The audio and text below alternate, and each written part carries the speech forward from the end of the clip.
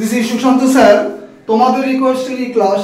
দেখো blanks on conjunction, কনজাংশনের উপর আলাদা ভিডিও ক্লাস দেওয়া আছে, সেই ক্লাসটা অবশ্যই আগে দেখবে, তারপর আজকের ক্লাসটা দেখলে মনে হয় তোমাদের পক্ষে খুব সুবিধা হবে ক্লাসটা বুঝতে।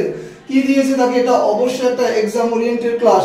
আর যেটা হচ্ছে কনজাংশনের উপর আলাদা ক্লাস দেওয়া ছিল, সেটা হচ্ছে তোমার হচ্ছে কি বলবো বেসিক ইংলিশ গ্রামারের ক্লাস।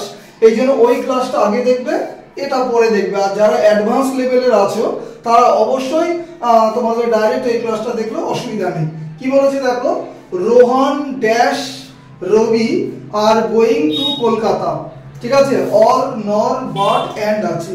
তাহলে এখানে দেখো ভার্ব আছে আর সাবজেক্ট দুটো হতে হবে, তাহলে রোহন এবং রবি, রোহন এবং রবি, তাহলে এখানে প্লাস বোঝাচ্ছে, তাহলে এখানে অ্যান্ড নেবে।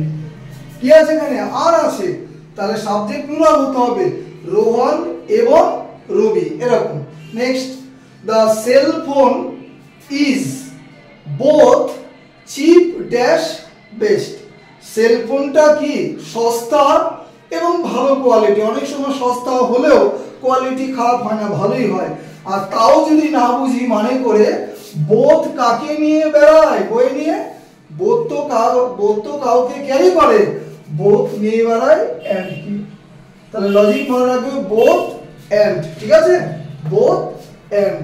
তাহলে the cell phone is both cheap and best, ঠিক আছে।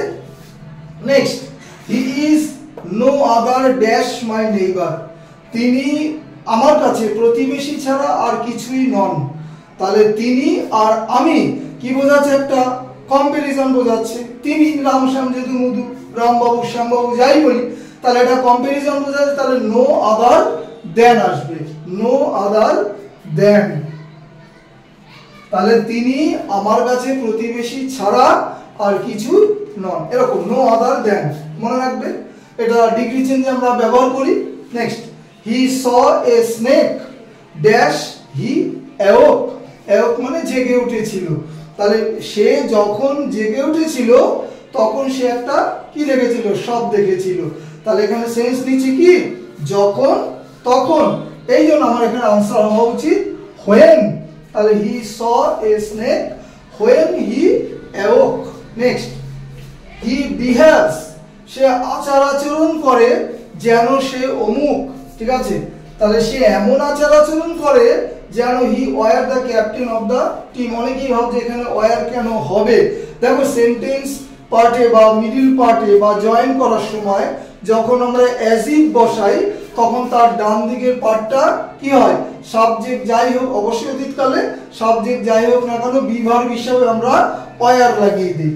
তাহলে হি behaves as if he were the captain of the team। তাহলে आंसर নেবে as if। as if এর বাংলা মানে কি, যেন। সে এমন কথা বলছে যেন তার বাবা একজন রাজা ছিল, এরকম ব্যাপারটা। তাহলে এখানে কি হলো, as if হলো। Next, mister Sen dash his son has gone to Puri.